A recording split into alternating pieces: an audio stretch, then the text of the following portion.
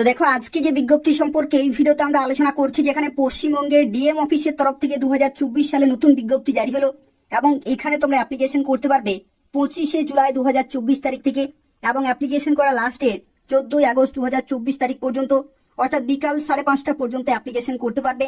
এবং এখানে অ্যাপ্লিকেশন করার দেখো প্রসেস যেটি বলা হয়েছে, সেখানে বলা হচ্ছে সরাসরি তোমরা ডিএম অফিসে যে ড্রপ বক্স রয়েছে সেখানে অ্যাপ্লিকেশন ফর্মটি জমা করতে পারবে, অথবা পোস্টাল সিস্টেমে বা পোস্টাল সার্ভিসের মাধ্যমে বাই পোস্টেও তোমরা অ্যাপ্লিকেশন ফর্মটি নির্দিষ্ট লোকেশনে পাঠিয়ে দিতে পারবে। এবং এখানে দেখো যে সমস্ত পোস্টে নিয়োগ করা হচ্ছে তার মধ্যে প্রথম পোস্ট হচ্ছে সুপারিনটেন্ডেন্ট।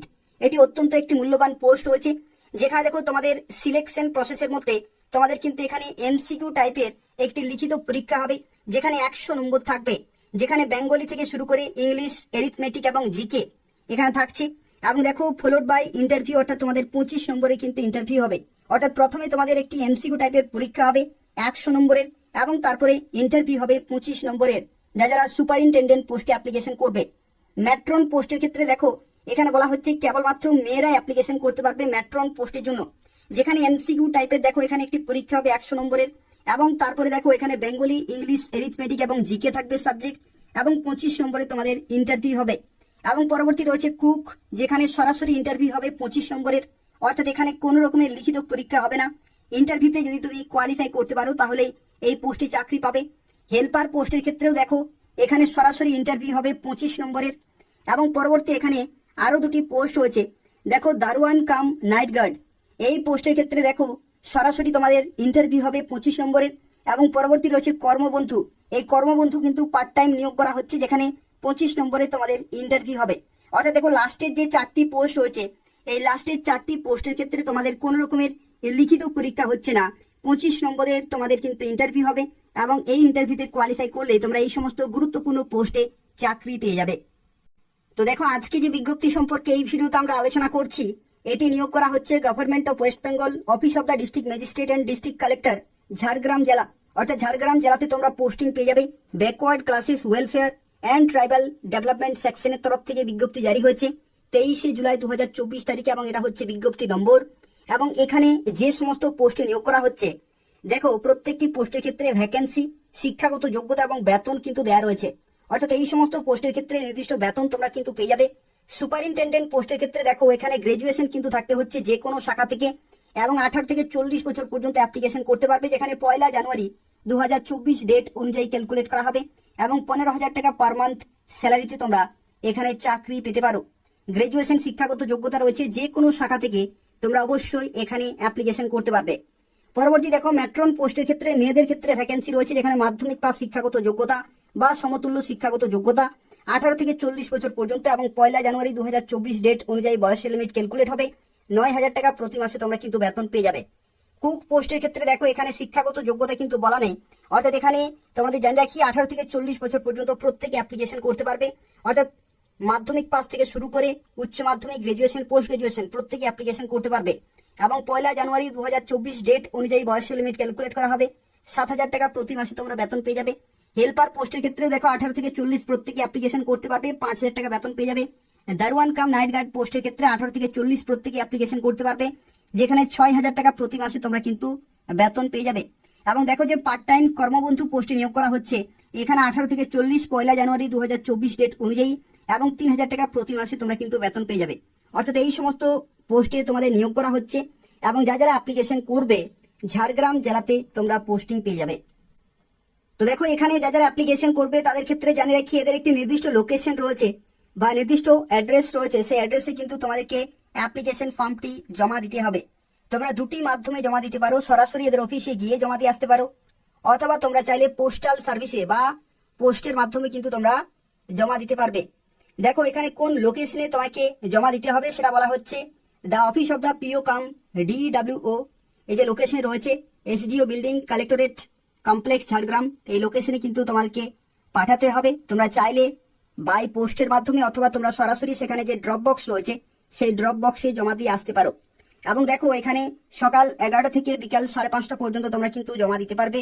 তো সেক্ষেত্রে নির্দিষ্ট সময়ে তোমাকে কিন্তু যেতে হবে এই নির্দিষ্ট লোকেশনে, অথবা যারা পোস্টাল অ্যাড্রেসে যারা বাই পোস্টে অ্যাপ্লিকেশন করবে, দেখো এখানে কিন্তু বলা রয়েছে ইন দ্য ড্রপ বক্স অথবা পোস্টাল সিস্টেম, অর্থাৎ তোমরা সরাসরি সেই অফিসে গিয়েও জমা দিয়ে আসতে পারো, অথবা তোমরা বাই পোস্টের মাধ্যমে অর্থাৎ স্পিড পোস্টের মাধ্যমে তোমরা কিন্তু জমা দিতে পারবে, যেখানে 25শে জুলাই 2024 তারিখ থেকে 14ই আগস্ট 2024 তারিখ পর্যন্ত সময় পাচ্ছ অ্যাপ্লিকেশন করার জন্য। তো দেখো, এটা হচ্ছে অ্যাপ্লিকেশন ফর্ম। এই ফর্মটি তোমাকে খুব ভালোভাবে ফিল আপ করতে হবে এবং নির্দিষ্ট সময়ের মধ্যে জমা করতে হবে। দেখো, এটা হচ্ছে application form for the post of superintendent, matron, cook, helper, দারোয়ান কাম নাইট গার্ড, কর্মবন্ধু, এই সমস্ত পোস্টের জন্য এটা হচ্ছে অ্যাপ্লিকেশন ফর্ম।